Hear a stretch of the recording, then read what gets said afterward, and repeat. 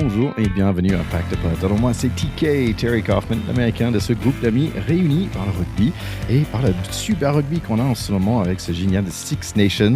Donc je suis très content de partager ça avec mes potes de ce pack. Alors on va démarrer avec Amélie. Comment tu vas Amélie Mahé? Ben, ça va très bien, contente de suivre ce tournoi destination avec vous. Ça présage de très bons moments pour ce début 2026. Exactement, exactement. Et comme toujours, un bon moment avec mon grand deuxième ligne de 2 mètres que je connais depuis 25 ans peut-être maintenant. C'est Théodore de Saint-Remy, anciennement de Metro Racing, à l'époque où c'était Metro Racing. Ouais, Racing Club de France d'abord, puis Metro Racing, puis Racing Métro 92, puis Racing 92, voilà. Donc ce sont les mutations de mon ancien club qui a gagné ce week-end à Qui a Bayonne, effectivement gagné. Bravo, et bravo donc à qui toi. accroche la place des 6. Voilà. Voilà. Pas à moi, mais à eux. Très bien. Bah, gagné aussi. Bah, tiens, Amélie, t'as joué ce week-end, il me semble. Est-ce que t'as gagné? Pas du tout. Catastrophique. Comment ça, Amélie, on n'est pas habitué à Ah entendre mais que oh, tu perds? ben ouais, je sais bien, mais écoute, c'était un dimanche sans, c'est bien. J'ai pris 6 heures de bus au moins aller-retour pour aller jouer à Dax. On est arrivé, c'était inondé, mais on jouait sur synthétique. Et ouais, écoute, une piquette, comme on dit dans le jargon, hein, une belle défaite 40-17, en espérant que ça remette les idées en place à toute l'équipe. Voilà, il y a une qualif à aller chercher pour les huitièmes de finale. Et bah écoute, voilà, on s'est fait rouster ce week-end, hein. Bah écoute, avec les bas, parfois il y a des hauts aussi parce que si je comprends bien, mais en fait tu as des nouveautés en fait pour toi. Tu passes à la radio.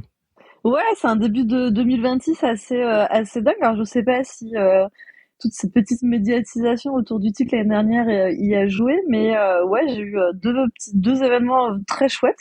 La première, c'est que la radio ici Occitanie m'a demandé de faire des chroniques sur la vie du rugby dans le milieu féminin. Donc il y a déjà eu une première chronique au mois de janvier et la prochaine la semaine voilà dans une semaine. Donc la première c'était sur le derby, comment est-ce qu'on vit le derby dans le milieu féminin, et puis la prochaine, bon, je garde encore un peu le suspense. D'accord. Et où est-ce qu'on peut trouver ça? Sur la radio ici Occitanie, donc c'est radio locale toulousaine, Superbe. et donc généralement je passe à 18h30 le lundi. Donc prochaine édition le 23 février. Bon, on se donne rendez-vous pour ça, c'est génial.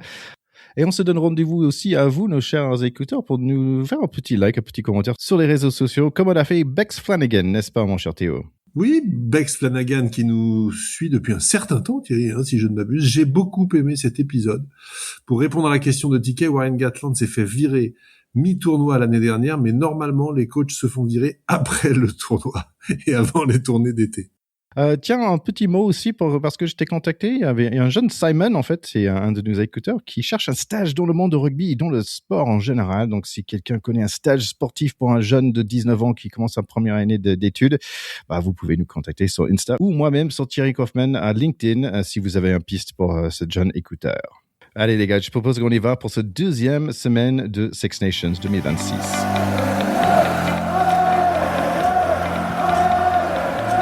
Allez, premier match de week-end, c'est Irlande contre Italie. Il y a Harley Davidson qui est là, qui est notre arbitre, la première femme qui arbitre un match de Six Nations, donc bravo à elle. Notre match démarre vraiment autour de 7 minutes. Les Italiens sont sous pression. Sheenan avec le ballon, le talonneur, il va nulle part très vite, réjecté comme à carte de crédit.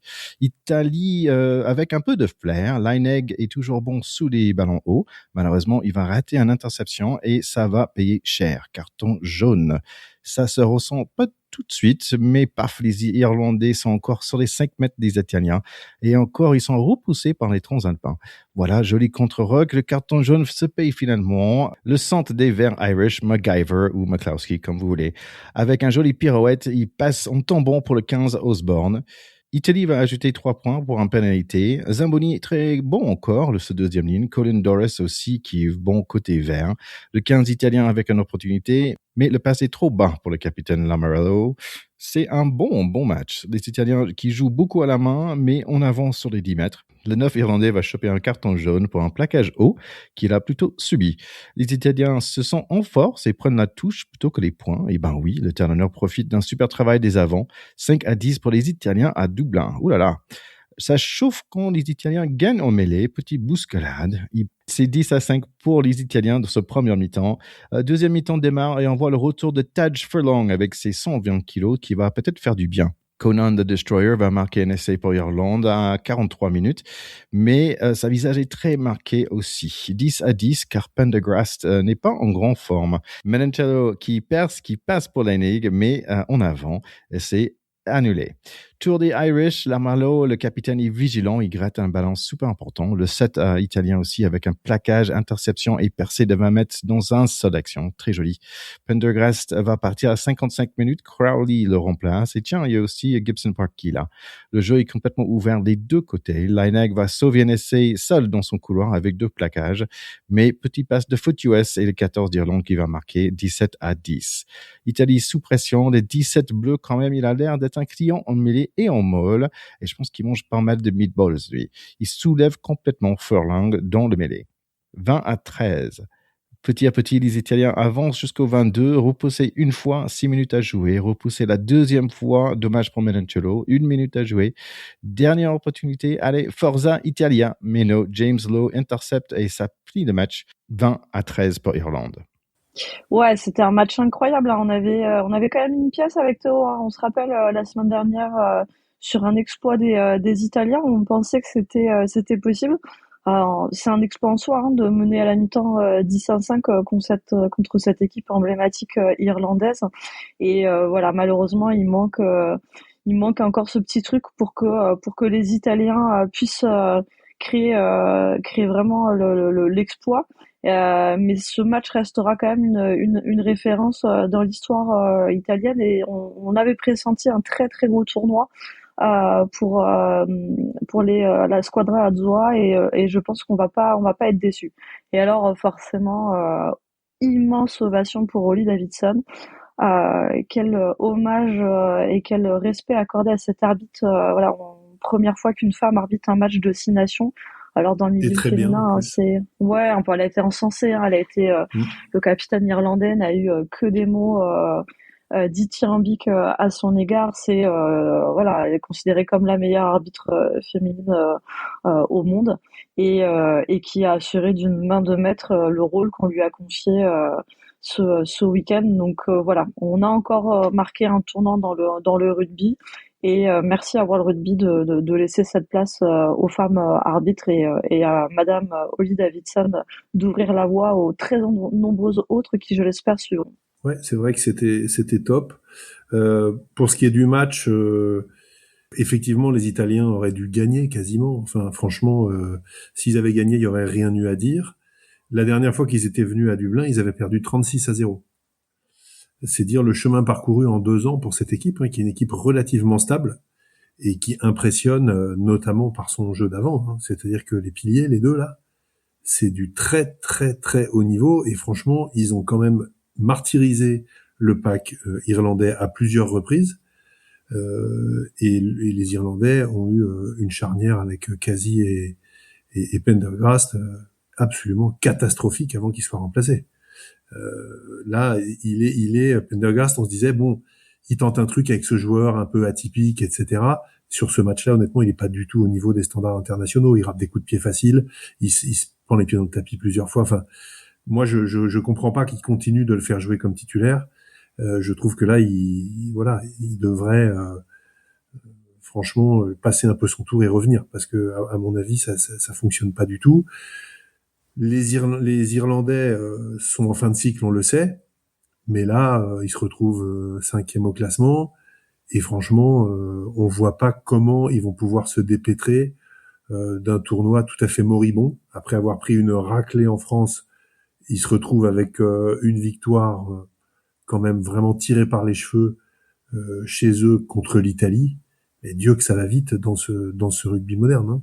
J'ai noté vraiment les arrières aussi. Il y avait déjà le 14, ça fait 2 semaines. Leinig avec ce cheveu blanc, ça fait 2 semaines à la suite qu'il nous étonne. Inoue était pas un peu partout. Marin aussi avec un joli pass. Donc lui, qui est là en absence de Brex, qui est quand même un super joueur. Menoncello, super match aussi. Et Pani, qui était en cage, je pense qu'il est toujours là. Je pense que c'est la main cassée, Ange Capozzo peut-être, qui lui gêne toujours. Je suis pas certain, mais quand même leurs backups, ils sont impressionnants quand même. C'est un peu comme l'équipe de France dans un sens. Les backups des 15 italiennes, c'est vraiment quelque chose.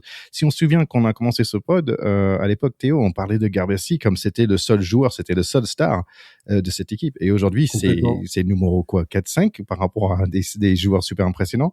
Et comme tu dis, les avants et surtout ce pilier remplaçant, ça a l'air d'être un client quand même, ce monsieur, parce qu'il. Mais c'est des clients. Lamaro, Canonné en troisième ligne, c'est très très solide aussi. Enfin voilà, ça devient une équipe franchement qui force le respect. Ça va être très intéressant de les voir contre les Français dimanche prochain parce que les Français ont gagné 2 matchs, on va dire relativement facilement quand même, contre des packs qu'ils ont vraiment dominés. Et en particulier en mêlée, etc. Il y a pas eu photo. Là, ça va pas être la même musique. En plus, les Italiens, ils vont être remontés à bloc. Et il n'y a pas pire que les Italiens remontés à bloc pour nous faire déjouer parfois. Alors, je pense qu'on a de la marge. On va y revenir après. On a de la marge. Mais moi, je dis attention, parce que cette équipe d'Italie peut vraiment surprendre aujourd'hui des équipes de haut niveau. Ça peut vraiment se présenter comme un match piège. Il va vraiment falloir y aller en étant l'esprit vainqueur, mais respectueux de l'adversaire, parce que on peut déjouer. Eux, ils ont tout à prouver, et il faudrait pas que ce soit les Français qui soient les premiers à plier sous les Italiens. On a quand même des armes très très fortes, mais voilà. Assurons une victoire sereine pour la suite du tournoi pour nous aussi. Allez, c'est l'Écosse contre l'Angleterre. Cornemuse sur le toit, ça fait chaud au cœur. Les Scottish ont besoin de performer dans ce match et ça va bien au début. Un penalty et 3 points pour l'Écosse. Ensuite, c'est Arundel va prendre un carton jaune. Et puis, on voit pourquoi on appelle Finn Russell The Magician. Claquette nonchalant à une seule main. Et Hugh Jones va finir l'action. C'est 10-0. Les Anglais, ils ont déjà raté 7 plaquages à 11 minutes et ils vont rater plus. Grosse séquence des Chardons, tout pelotou fait un long passe pour Jamie Ritchie qui est tout seul dans le coin. 17-0 à 15 minutes. What is going on? Difficile de résister les Anglais longtemps quand même. Ford fait marquer Arundel 17-7 pour les Écossais toujours à 22 minutes.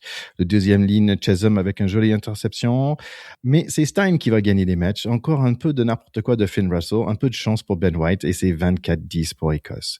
Les Anglais sont de retour, mais la coquette n'avance pas et ça cale sur les 5 mètres. England est sans option en attaque. Arundel avec son deuxième carton jaune, donc carton rouge pour lui, remplacé en 20 minutes. C'est 24-10 à la mi-temps. Deuxième mi-temps, l'Écosse va beaucoup courir pour fatiguer les Anglais, mais les Roses sont plutôt bien en mêlée et en molle. Tupelotu va plaquer bien. Mitchell de 9, il essaye de mener les troupes, mais ça passe pas la défense des Chardons. Prenons l'exemple d'un drop contré par Ferguson, et voilà, essai de Hugh Jones, son deuxième. 31-13. Stein continue à faire un super match. Les vieux avants comme Cherry et Schumann d'Écosse reprennent présent.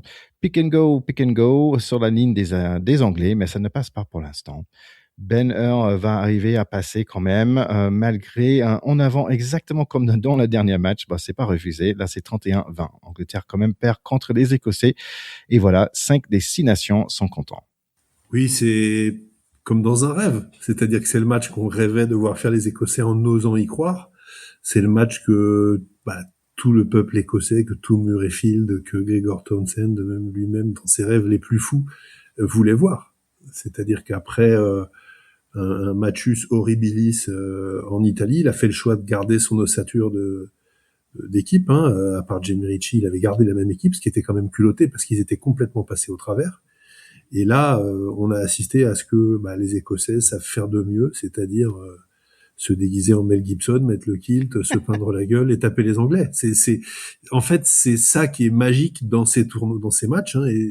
Et moi, j'avais dit, la semaine dernière en pronostic, j'avais peut-être dit que les Anglais gagneraient, mais j'avais quand même dit aussi, parce que je me suis fait chambrer par quelqu'un qui se reconnaîtra, qui s'appelle Laetitia, et qui m'a dit bravo pour les pronostics. Bon, mais par contre, j'avais dit attention, ces dernières années, on a eu des matchs extrêmement spectaculaires à la Calcutta Cup, et ce match-là, n'a pas failli. Et moi, je vais pas faire une conférence sur ce match, mais j'adore tellement Finn Russell quand il est comme ça, quand il marche sur l'eau, c'est-à-dire qu'il a été très précis au pied, contrairement à Pendergrass. Si tu regardes, tu fais une loupe sur les deux ouvreurs et sur leur match, mais c'est indécent l'écart. La précision au pied, des relances en veux-tu en voilà, même quand il avait les mecs qui lui fonçaient dessus, des claquettes, enfin tout simplement tout, et puis toujours ce petit sourire bonhomme et la joie à la fin. Donc non, moi je dis chapeau aux Écossais. Les Anglais pour moi sont totalement passés au travers, donc ça va être vraiment intéressant de voir comment ils vont réagir. Mais on doit surtout leur défaite à la furia des Écossais. Et Townsend, qu'on croyait sur la sellette, pour moi, il a verrouillé le poste tranquille, parce qu'en fait, avec ce match-là, il vient de prouver que il est finalement peut-être bien l'homme de la situation. Là, on était vraiment sur un match, on l'avait dit, que les Écossais avaient été piqués au vif. Leur défaite en Italie avait fait très mal et avait été certainement très surprenante pour l'équipe. Et inversement, l'Angleterre a écrasé le Pays de Galles à domicile. Donc peut-être que l'état d'esprit de cette première journée de tournoi a largement conditionné en fait l'envie que tu mets sur le terrain. Et on a beau faire un sport de combat, il y a quand même une très grosse partie de ce sport qui se fait dans la tête. Donc peut-être que les Anglais sont arrivés un peu trop beaux avec les valises pleines d'essais du week-end dernier. Et inversement, les Écossais à domicile avaient vraiment à cœur de montrer à leur public que l'Italie avait été une erreur. Et là, en fait, on a effectivement, pour nous en tant que spectateurs, et particulièrement quand tu es du côté français, quel régal de voir les Anglais se ramasser sur les Écossais. Moi, j'avais les portes ouvertes au lycée. Je suis arrivée, il y avait encore le match. Voilà, bref, je suis arrivée tranquillement en me disant bon, je regarderai la deuxième mi-temps. Et en fait, il y avait déjà des essais des Écossais. Je me suis mis pile justement devant la télé. Et ouais, je pense qu'on était plus d'un à vibrer devant ce match, et pas que les Écossais et les Anglais. Townsend a dit un truc génial à la fin du match. Il a dit un truc génial. Il a dit pendant la première demi-heure, en fait, j'étais comme un fan et un spectateur. Ouais. Il a fallu que je me rappelle que j'étais le sélectionneur et qu'il fallait que je réfléchisse à ce que j'allais faire en coaching et tout. Et je pense que c'est ça en fait qu'on aime dans le sport et dans ces moments qui sont parfois uniques et que rien ne peut expliquer à part la magie d'un match d'un jour J à un endroit entre deux équipes où il y a une magie qui s'installe. Et parfois c'est les Écossais, là ils ont marché sur l'eau, et c'est vrai que face à l'ennemi héréditaire en plus, face à une saveur, ils se sont regonflés à bloc avec leurs supporters pour un moment. Ça va être dur d'aller gagner là-bas. Nous on va aller là-bas avec ce match-là qu'ils ont fait à Murrayfield. Ils savent qu'ils peuvent renverser n'importe qui parce que les Anglais étaient quand même donnés extrêmement favoris. Oui, c'est marrant parce qu'Arundel, il sort d'un super match où il avait marqué 3 essais, et là, il a, dans le presse, ouais, il a eu un 2 sur 10. En fait, il disait, ouais, heureusement, il a marqué, sinon, c'était 1 sur 10. S'il n'avait pas marqué son essai. Mais comme tu as dit, pourquoi Townsend, en fait, c'est la preuve que les joueurs d'Écossais, ils ont peut-être envie de garder leur coach, parce que franchement, je trouvais que c'était un peu la dernière option. Voilà, mais comme tu as bien dit, Amélie, c'était un match où j'ai pris énormément de plaisir. Je pensais que c'était le moment de sieste sur le canapé, mais pas de tout. On était debout, vraiment en train de hurler à la télé, de vas-y, allez, c'était trop bien. Hugh Jones, 2 essais. Hugh Jones, 2 essais. Et je crois qu'il en est à 8 essais contre les Anglais. Donc lui, il est bon, mais contre les Anglais, il est super bon. il est survolté. En espérant comme nous, on est fan de Six Nations. Allez, on passe à notre match à nous. Allez, c'est France-Pays de Galles, et on a un autre bébé sur ce terrain-là pour ce match. Et c'est pas Louis Bielbarré, non, c'est Fabien Bourré. Donc désolé, j'arrive pas Bourré, peut-être, c'est Biré, excusez-moi, j'arrive pas à le prononcer. On va juste dire FBB et LBB si ça vous gêne pas. Allez, c'est le jeune centre de Pau. Et d'ailleurs, c'est le train pour Pau, parce qu'il y a aussi Gaëtan en centre et Atisobé en aile. Et voilà, les Gallois, ils vont avoir des problèmes. Il fait ambiance boîte de nuit à 16h dans ce stade à Cardiff. Les hymnes nationaux sont top et on y va. FBB va faire le premier plaquage des matchs. Dupont avec un 1-2 dans le petit couloir avec Etisobé. Olivon, il est lancé et donne à Gaëton 7-0 à 2 minutes 30. Dupont est vraiment en jambes. Les Français sont à l'aise, les Gallois non. Penal touche molle, Jalibert avec un long transversal pour Louis Bip Bip. Tranquille, c'est parfait, 12-0. Louis Bip fait des mètres, toute passe son attaque, mais petit en avant. Jolie Marseillaise dans ce stade plein de Français à Cardiff. Louis Bébé avec un cadrage débordement extra. Jalibert en champ libre, passe pour le jeune FBB. Et voilà, premier match, premier essai pour lui, c'est pas mal. 19-0 à 15 minutes. Les Gallois n'aiment pas trop beaucoup ça. Ils reviennent à la charge. Vous faites écran, monsieur l'arbitre, et ça passe quand même pour les Rouges, 18-7. On y va, on est chez eux, mais l'arbitre siffle un peu de partout. Louis Bébé encore dispo, Jalibert aussi, ça roule côté bleu. Dommage pour les dernières passes qui finissent hors jeu 2 fois. Dupont est plaqué en extrémiste, ça chauffe sur le bord de terrain. Josh Adams est fâché. J'ai l'impression d'avoir vu un petit droite par lui. Dupont très actif dans le couloir gauche maintenant. Petit coup de pied au-dessus pour Etisobé, mais il est parti un poil trop tôt et c'est refusé. Dupont raffule les moustaches de Wainwright. FBB a failli mettre son deuxième. Et voilà, finalement, la quatrième essai qu'on attend depuis 20 minutes. Le coup de pied de deuxième ligne Beard est contré à Tissobé avec un passe aux dernières secondes pour Jalibert lancé, 26-7 pour le mi-temps. Déjà un petit mot pour notre George Eddy local. Excusez-nous sur Ticket qui découvre les spécificités de la langue française et à chaque fois qu'on a un nouveau joueur, c'est la panique pour Ticket qui se dit mais comment je vais le prononcer. Alors on lui a soufflé un FBB. Il a encore du mal, voilà, FBB, il va s'embrouiller. Donc, ça décharge, ça fait que 25 ans qu'il habite en France.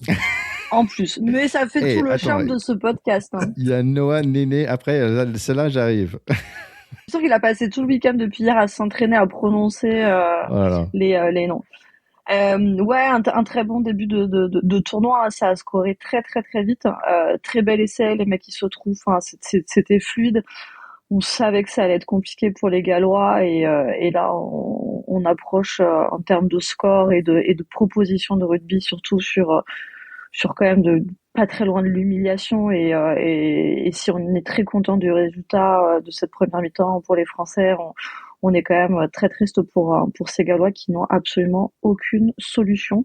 On est très très en forme et eux malheureusement on est encore sur un tournoi où ça va être très très compliqué.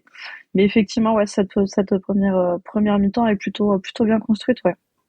En plus, sur cette mi-temps, ce qui est extrêmement cruel pour eux, c'est le dernier essai qu'ils prennent, parce qu'on tourne effectivement à 26-7, alors que juste avant, ils font quand même une action qui est vraiment pas mal, sur laquelle, sur un malentendu, ils auraient pu recoller à 14-19, en fait, pas loin, parce que il y a un plaquage magistral du 8 sur Guillard, une récupération, etc.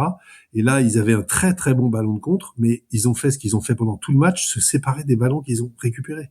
Et ils les rendent au pied, et en fait, ils s'exposent à la vivacité et à la force de frappe des ailiers français, et ça marche pas du tout, quoi, en fait. C'est catastrophique d'un point de vue stratégique de se séparer des ballons qu'ils récupèrent, et ils l'ont fait plusieurs fois dans le match. Et je pense qu'effectivement celui-là, c'est vraiment l'essai de trop, parce que tourner à 26-7 à la mi-temps en prenant un essai 3 secondes avant de rentrer, tu te dis bon, 26-7, ok, on va encore en prendre 50, et c'est ce qui se passe. Donc moi j'ai trouvé ça très très cruel. Je trouve qu'ils n'ont pas démérité individuellement, mais collectivement ils sont complètement à côté de la plaque. Bah écoute, c'était un peu mieux que contre l'Angleterre la semaine dernière. Et écoute, 26-7, ils étaient chanceux à mon sens, parce que je pense qu'on aurait pu mettre au moins voire 2, voire 3 de plus en fait, parce qu'on avait ça dans les mains et il y a aucun problème. Allez, on passe au deuxième mi-temps, un essai de patience en fait. 4 minutes, on a le ballon, on avance tranquillement. Essai des avants finit par Marchand, 33-7. Les Gallois testent notre défense sans souci, on tient. Un petit jeu entre Ramos et Louis Bébé, après un ballon haut, Etisobé tranquillement pour un essai, 40-7 quand même. Coaching massif avec 30 minutes à jouer, mais ils ont laissé Dupont. Jalibert a envie de marquer, on va perdre le ballon à 5 mètres, mais notre défense fait reculer sans souci les Dragons. Jalibert encore avec la passe au pied, magnifique pour Etisobé, doublé pour lui. serein est là, Jalibert en feu, il va même venir déblayer comme un champion. La mode très présent et c'est quand même Olivon qui va marquer la dernière essai 54-7. La réaction des Gallois échoue à 2 cm. Le centre rouge James avec un joli interception. C'est un des seuls Gallois qui a bien joué. Et finalement, comme j'ai dit, un mec que j'arrive à prononcer son nom, c'est Noah Néné qui arrive. Et voilà, ça court dans tous les sens. Les finisseurs, ils ont plutôt bien fini. Mais à dernière minute, on a fait un essai pour le Pays de Galles. C'est 54-12. Oui, pour Olivon, 19e essai en 50 sélections. Enfin, ce mec a quand même des stats complètement improbables pour un mec qui joue devant. C'est absolument hallucinant.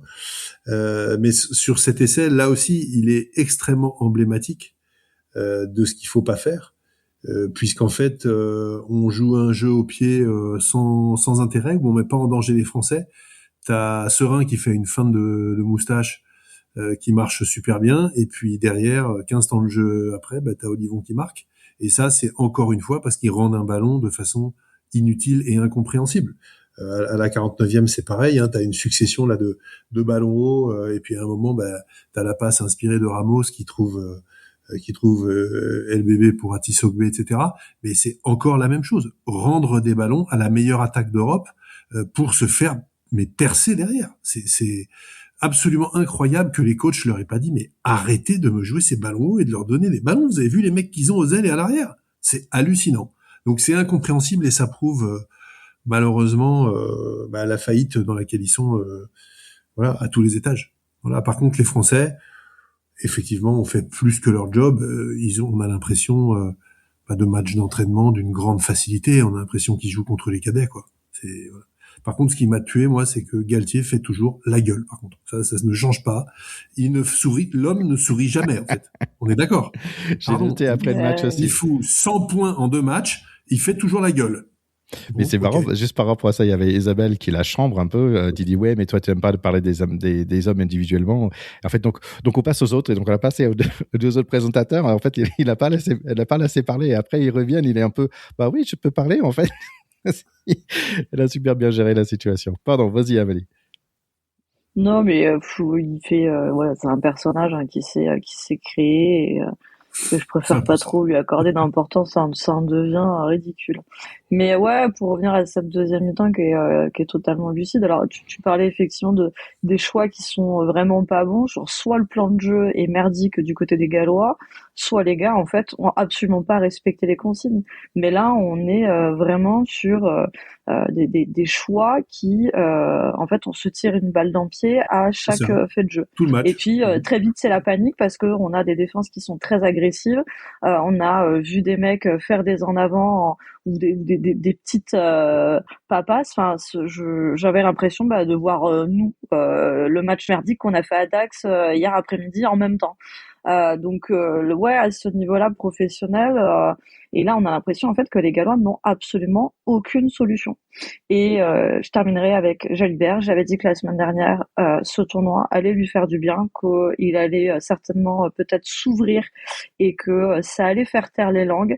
Il est l'homme du match hier, il a assumé son rôle de 10 et voilà, j'espère que les grandes critiques qui mettent sur sa tronche depuis trop de saisons ont certainement peut-être moins de mots à lui reprocher et c'est tant mieux pour le jeune homme. Ça va lui redonner beaucoup de confiance en lui et il montre en fait que c'est un indice de valeur sur lequel l'équipe de France peut compter au même titre que Bordeaux peut compter sur lui et ça fait très plaisir à voir.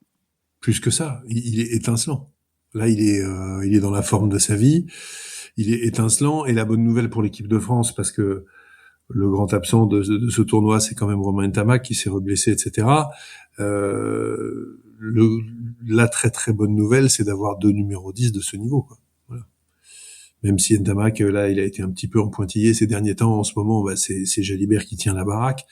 S'ils sont tous les deux en forme à la Coupe du Monde, tu te rends compte la chance d'avoir 2 joueurs comme ça. Ouais, c'est absolument un privilège incroyable. Et moi, pour finir sur ce match, je trouve que là, les Gallois sont tellement à la ramasse que j'en reviens là à me demander s'il faudrait pas qu'ils aillent en 2e division européenne. C'est la première fois que je dis ça. Thierry me connaît. J'ai jamais voulu qu'on envisage de faire monter une autre équipe, mais honnêtement, aujourd'hui, est-ce que la Géorgie aurait pas plus sa place que le Pays de Galles dans ce tournoi ? Peut-être que si. Et je pense que les faire descendre à aller, pourquoi pas gagner, se refaire une santé mentale dans le tournoi B, foutre des 40 points à certaines équipes, etc., et remonter. Est-ce que ce serait pas meilleur pour eux que d'enchaîner les contre-performances à 50 grains où ils regardent leur godasse au bout de la 12e minute, mais les mecs, ils vont se jeter dans la baie, là-bas. Au bout d'un moment, comment on fait pour résister à ça? C'est très, très dur. Ça va pas aider leur souci d'argent, quand même. En fait, dans la presse anglaise, ils disaient que c'était un meilleur match par Pays de Galles, en fait, par rapport à la match qu'ils ont fait contre l'Angleterre, qui était assez catastrophique. Non, mais tu te rends compte? On dit c'est pas si mal, ils en ont pris 50 chez eux. Ouais, mais je pense que c'est juste, les gars, on est juste si bons aussi. Mais parfois, on est si bons, mais ils sont si mauvais. Ils sont à la ramasse complètement. Je trouve que c'était rude aussi dans les trucs de l'équipe. Ils ont pas donné, la dernière match, ils ont donné plein de 8 partout dans les notes. Et là, ils donnaient 1 pour FBB et 1 pour Dupont et 1 pour Jalibert. Mais les autres, ils ont pas donné 8. Est-ce que c'est parce qu'ils estiment que le niveau de compétition est moins c'est faible. Ouais. Mais quand même, Atusobé, qui était magnifique, Louis Bébé, il mérite un 8 sur 10. Allez, il faut noter un peu plus librement, je trouve, quand même, l'équipe. Ce qui est super, c'est que on va arriver à la fin du tournoi contre l'Écosse à Murrayfield, puis contre l'Angleterre en France, en ayant, on va voir ce qu'ils font contre l'Italie, mais en ayant emmagasiné une dose de confiance phénoménale. Et donc, ça monte crescendo sur la force des oppositions aussi, parce qu'on voit bien que les Écossais chez eux, c'est très dur à battre. Les Anglais qui sont bons se sont pris les pieds dans le tapis. Et puis les Anglais chez nous, ils auront rien à perdre parce qu'ils feront pas faire le grand chelem. Si tout va bien d'ici là, nous, on sera en passe de le faire et ils auront qu'une envie, c'est de nous en empêcher. Donc, ça va être rock'n'roll quand même. Ouais. C'est chouette qu'on remplace 2 centres et on a 2 qui sont super bons qui viennent aussi. Ça, c'est quand même assez chouette. Mais nous, on a un vivier de joueurs qui est indécent.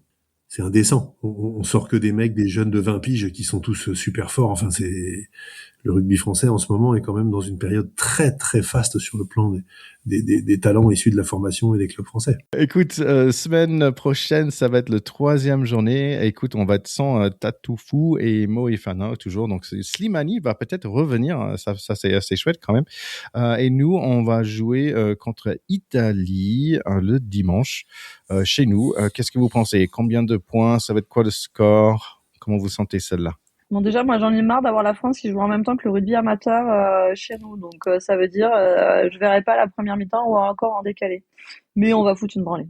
Je pense qu'ils vont tenir une mi-temps ou 50 minutes. Voilà. D'accord. Mais le jeu, la seule question intéressante pour moi de ce match, c'est la mêlée fermée. Parce que je trouve que c'est le secteur du jeu sur lequel on n'apporte quand même pas aujourd'hui des garanties absolues. On n'a pas de difficulté contre les équipes réputées faibles, en respectant les joueurs qui sont là, mais réputées plus faibles. Par contre, là, les Italiens, ils ont quand même fracassé les Irlandais en mêlée fermée à plusieurs reprises. Je sais pas si vous avez vu l'image quand ils soulèvent le mec, on a l'impression qu'ils l'envoient sur le haut de la cathédrale de Dublin, là. Mais c'est Taj Furlong, il est 120 kilos. Et c'est Taj Furlong. Je veux dire, c'est quand même pas le premier venu en mêlée fermée. Donc, Aldeguerri en particulier à droite, je suis désolé, mais moi je l'ai jamais trouvé la sécurité sociale à 100%, ce gars-là. S'il est là, il y a certainement des bonnes raisons, et contre les équipes de son niveau, moyenne, ça passe. Contre les très grosses équipes, et dans les très gros moments, c'est un peu plus difficile. Donc pour moi, c'est la clé de ce match, comment ça va se passer en mêlée fermée, un peu en conquête, parce que les Italiens ont une super touche aussi. Et sur le reste, on est supérieur, c'est évident. Ils sont bons, mais on est supérieur. Bon, Pays de Galles contre l'Écosse, sauf si il y a une grande surprise, on va dire Écosse. Sinon, Angleterre-Irlande en Angleterre, ça peut être intéressant, ça là quand même. Hein. Moi, c'est des matchs que j'adore.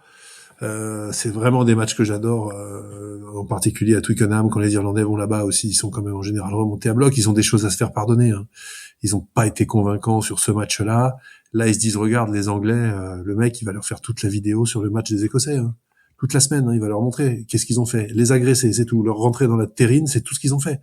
Et c'est ce que disait Amélie, c'est un sport de combat, c'est une question d'état d'esprit et c'est dans la tête. Donc, toute la semaine, il va leur dire, on peut le faire, les gars. On peut le faire. Voilà. Ils sont pas imbattables, ils se sont fait marcher dessus à Murrayfield, on peut les battre chez eux. Ça va être un super match. Moi, j'adore ces matchs-là, les Angleterre et Irlande, j'adore. Écoute, pour les Ouvants, ils jouent aussi, là, dans cette deuxième semaine, bon, il y avait l'Angleterre qui a battu l'Écosse, 33-17, Irlande qui a battu Italie 30-27, donc très proche. Et le score pour nous, c'était 34-24. On peut penser qu'on a battu Pays de Galles facilement, mais non.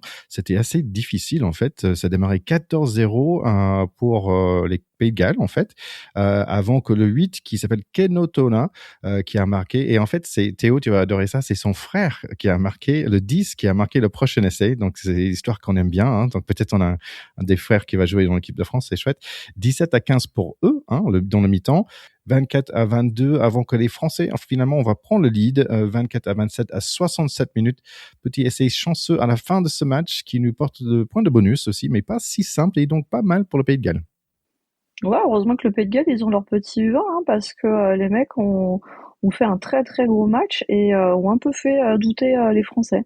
Donc on est encore sur 2 victoires en 2 matchs avec 2 bonus, donc la France est en tête seule, accrochée de près par les Anglais.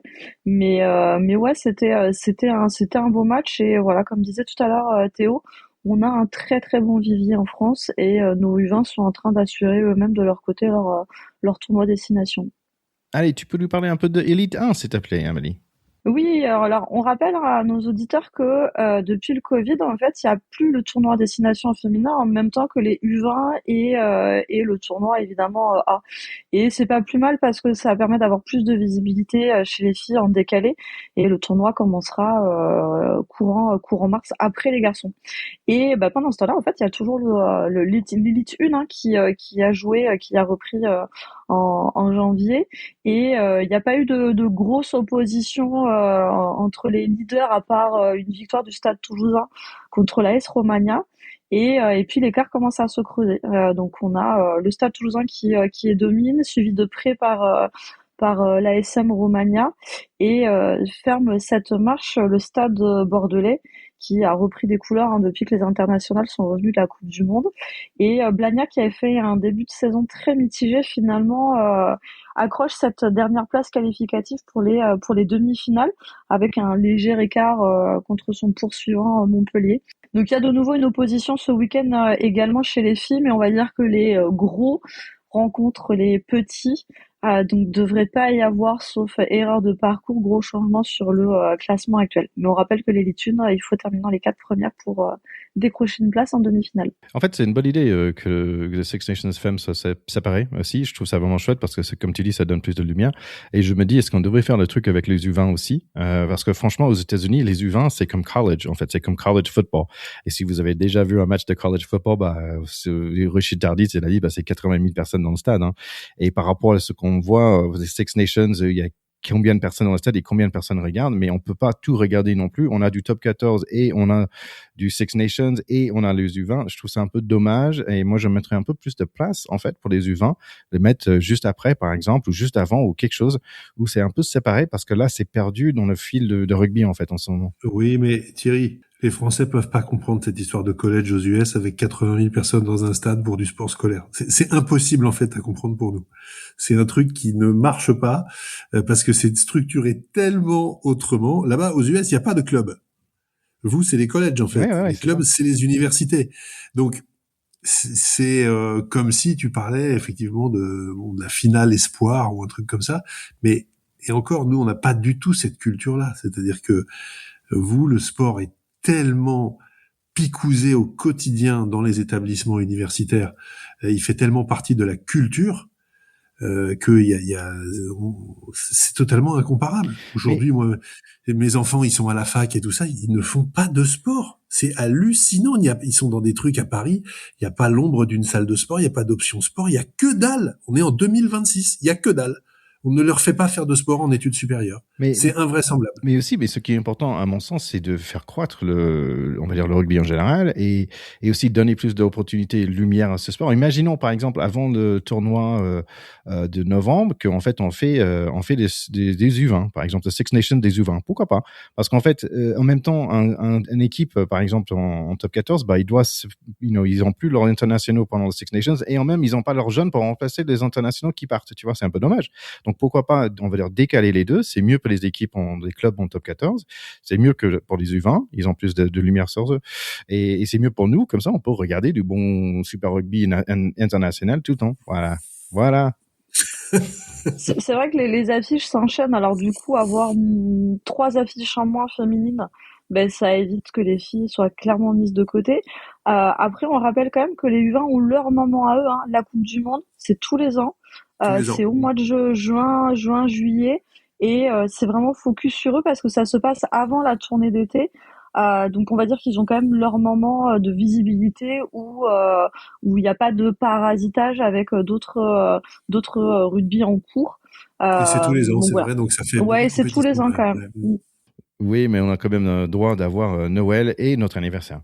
Allez, on passe à top 14. Alors le top 14, parce que il y avait une journée doublon, puisque ce rugby ne fait pas la pause pendant les matchs internationaux, donc ce qui fait qu'il y a quand même pas mal d'équipes qui avaient leurs internationaux qui n'étaient pas là, et ça s'est un petit peu vu quand même, puisqu'il y a eu beaucoup de victoires à l'extérieur d'équipes contre des équipes qui avaient des joueurs en équipe de France, puisque le Racing alors a été gagné 41-36 à Bayonne. Bordeaux, qui avait pourtant beaucoup d'internationaux, ce qui dit la force de cette équipe en ce moment, a quand même passé une véritable roue de bicyclette 57-32 à Castres. La Rochelle n'en finit plus de désespérer ses supporters et a perdu à la maison 33-43 contre Montpellier, qui est quand même en train de monter en puissance tranquillement. 4e place au classement pour Montpellier. Lyon a atomisé Montauban 73-12. Bon, là, Montauban, c'est un peu les Gallois du top 14, là. C'est un peu la cata. Perpignan-Pau a été remis à cause de la flotte. Clermont a été gagné à Toulon, ce qui est quand même surprenant, mais comme quoi Toulon, sans Olivon, sans Serein, c'est quand même pas la même équipe. Et enfin, Toulouse a gagné de peu dans un match très disputé, qui était assez sympa à regarder, un match un peu à l'ancienne, mais un match vraiment sympa. Et ils ont battu le Stade Français 13-9. Donc Toulouse et Pau toujours en tête, suivi dans le top 6 de Bordeaux-Bègles, Montpellier, Clermont, Racing. Et juste derrière, puisque tout ce monde-là se tient à assez peu de points, Stade Français, Toulon, Castres. Et puis en bas, Lyon, La Rochelle, Bayonne. Et tout en bas, Perpignan, qui fera le match de barrage. Et Montauban, qui est déjà promis à la Pro D2. Voilà ce que je pouvais vous dire. Stade Français de Toulouse, moi j'ai commencé à regarder le match dans le bus, parce qu'à 21h, j'étais pas encore rentrée sur Toulouse. Donc petite ordi avec mon fils qui m'avait accompagné pour la journée. Et ouais, c'était beaucoup d'engagement. Je me suis dit que ce match ça allait être la folie, qu'on allait voir énormément d'essais. Et c'est quoi? Il s'est écoulé un quart d'heure avant qu'on ait la première pénalité de Paris. Et puis un petit 3-0 et un petit 3-3 et ouais, c'était un petit peu hyper étriqué, long. mais c'était un match qui était sympa à regarder, parce que c'était vachement engagé. Beaucoup d'engagement et très mal noté. Ils se sont pris un 12, je crois, sur Canal. Les gens n'ont pas apprécié. Mais voilà. Paris était resté invaincu chez eux cette année à Jean-Bouin. Voilà. Ça ne l'est plus. Donc ouais, beaucoup de déception forcément. Et je me suis surprise parce que voilà, je dis pas que je décroche de Paris, mais mon cœur bat un peu plus toulousain. Et puis finalement, l'ordinateur s'est allumé, j'ai commencé à hurler dans le bus et personne ne comprenait pourquoi. Et tout le monde est venu me voir et ils ont compris que non. Le cœur restait rose et bleu, malheureusement, pour les Toulousains. Allez, un petit point Rugby Europe Championship. Donc voilà, cette deuxième journée, on avait Roumanie qui a battu Belgique après leur défaite. D'ailleurs, Roumanie qui a perdu contre l'Allemagne. Géorgie continue quand même avec les grosses victoires 61-12 contre les Netherlands. Espagne qui a gagné contre la Suisse. C'est 53-14 pour cela. Et Portugal, toujours en tête, là, 68-12 contre l'Allemagne. Et donc, dans le deux poules, en fait, il y a deux équipes qui sont, on va dire, sans défaite pour l'instant dans le pool 1, c'est Géorgie et l'Espagne, donc c'est pas de, on va dire, de surprise là. Et aussi dans la deuxième poule, c'est plutôt Portugal qui est la seule équipe sans défaite pour l'instant. Et moi, normalement, la semaine prochaine, je vais essayer de choper, de voir les Suisse-Netherlands. Même chose d'ailleurs, Netherlands qui était plutôt pas mal pour la deuxième mi-temps de face à Géorgie. Donc moi, je pense que j'attends un match assez équilibré entre ces deux équipes. Ça devrait être chouette. Ouais. Qu'est-ce que ça donnerait Portugal-Pays de Galles en ce moment? Géorgie contre Pays de Galles, je sais pas, mais ils sont tellement... Portugal contre Pays de Galles. Ouais, c'est une bonne question, mais ils sont tellement lourds devant en fait que quand j'ai vu les mecs live de Géorgie, et en plus là ils ont marqué 2 ou 3 essais, les remplaçants piliers de Géorgie quand ils arrivent, mais c'est comme ils sont tous comme Ben Toy-Finois là de Bordeaux, ils sont tous des mangeurs de poulet, mais des mecs immenses et c'est pas possible. Il y avait un mec, tu vois, un petit Suisse qui essaie de faire dans le rock et le gars avec un seul main, il a repoussé le mec 2 ou 3 fois et la dernière fois il a tombé par terre. Je dis mais monsieur arbitre, fais-le arrêter, c'est pas gentil quand même. Bon bref, ils sont quand même costauds les Géorgiens. Je pense que ça va être sans trop de soucis pour eux, ce Rugby Europe Championship.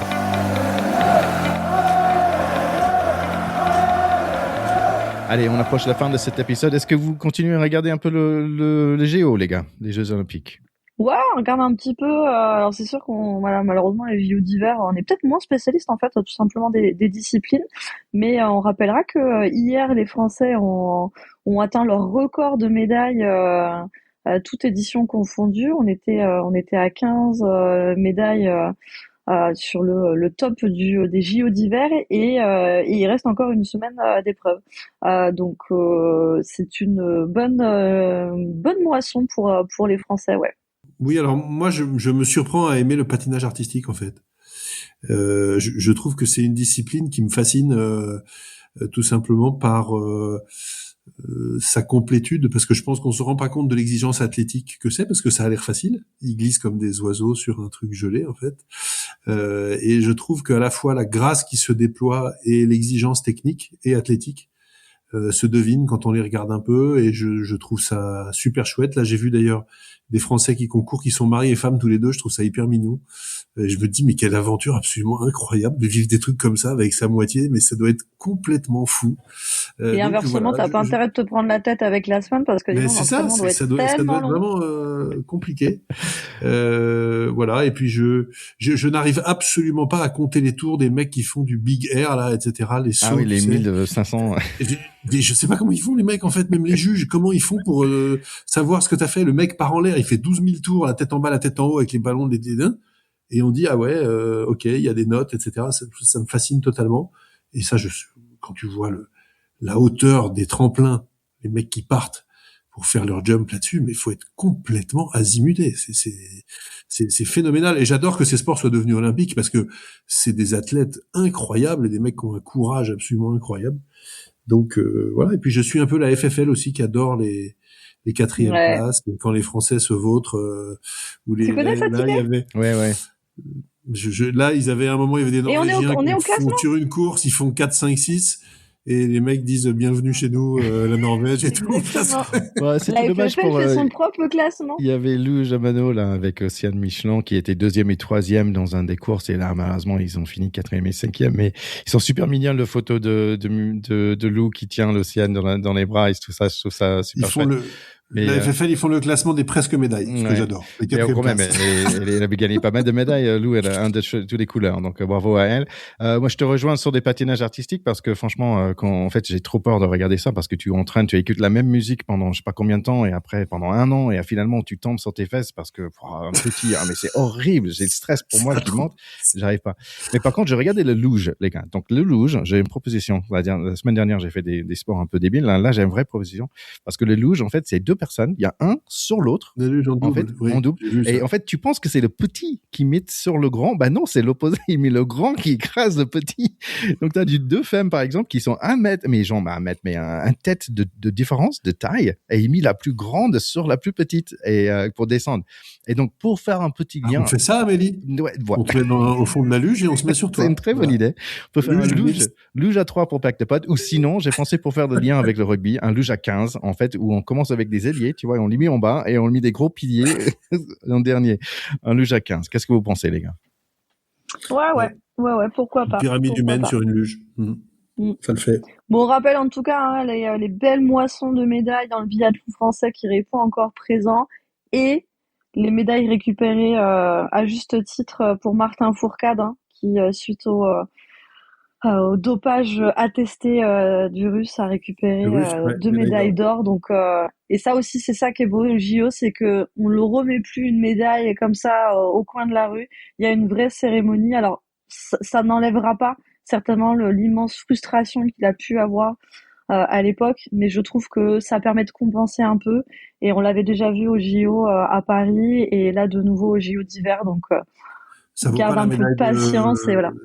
Ça vaut pas la médaille de ta ville natale quand même, Amélie. Exactement. Pour finir sur les JO, la bonne nouvelle, c'est qu'il y a toujours des bagarres au hockey. Pour continuer aussi, il y a toujours plein de rugby à venir dans les semaines à venir. Donc revenez très très bientôt la semaine prochaine pour écouter notre pod sur ce Six Nations. Allez, c'est tout pour cet épisode. Je vous dis bonne semaine et bon rugby. Merci beaucoup les garçons. Salut à tous. Allez, ciao ciao.